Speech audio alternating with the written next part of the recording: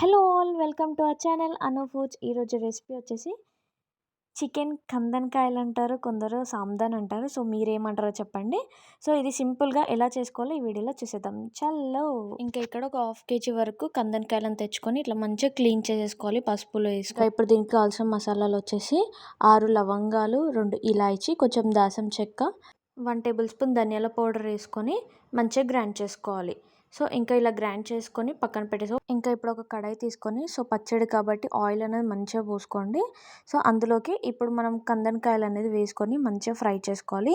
చాలా క్రిస్పీగా కాకుండా చాలా మెత్తగా కాకుండా సో ఈ స్టేజ్ అంతవరకు ఫ్రై చేసుకోవాలి. సో దాంట్లోకి మళ్ళీ అవి పక్కన పెట్టేసుకొని 1 టేబుల్ స్పూన్ వరకు అల్లం వెల్లుల్లి పేస్ట్ అనేది వేసుకొని మంచిగా ఫ్రై చేసుకొని మళ్ళీ దాంట్లోనే మన కందనకాయలు అనేవి ఫ్రై అయినాయి కదా, ఆ అల్లం వెల్లుల్లి పేస్ట్లో కూడా కొంచెం ఫ్రై చేయాలి.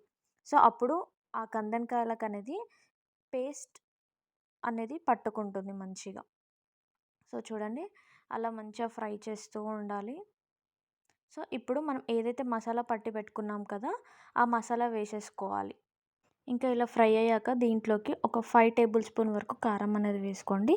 మీకు టేస్ట్కి సరిపడా సాల్ట్, అలాగే ఒక 1 టేబుల్ స్పూన్ వరకు పసుపు వేసుకొని మంచిగా ఫ్రై చేసుకోండి. సో చూసారుగా ఆయిల్ అనేది ఏం ఎక్కువ కాలేదు, కరెక్ట్గా సరిపోయింది. సో మీరు కూడా పచ్చడిలో కాబట్టి కరెక్ట్గా ఆయిల్ కొలత అనేది తీసుకోండి. సో ఇలా కలుపుతూనే ఉండండి, మంచిగా ఫ్రై అవుతూ ఉంటాయి. ఆ ఫ్లేవర్స్ అనేటివి అన్నీ ఆ ముక్కలకు అనేటివి పట్టుకొని బాగుంటుందండి. అస్సలు టేస్ట్ మాత్రం చాలా సూపర్గా ఉంది. ఇంకా ఇంతే అండి. ఇది పక్కన పెట్టేసుకోవాలి. చల్లారాక దీంట్లోకి ఒక చెక్క నిమ్మకాయ రసం అనేది పోసుకొని పెట్టేసుకోవడమే.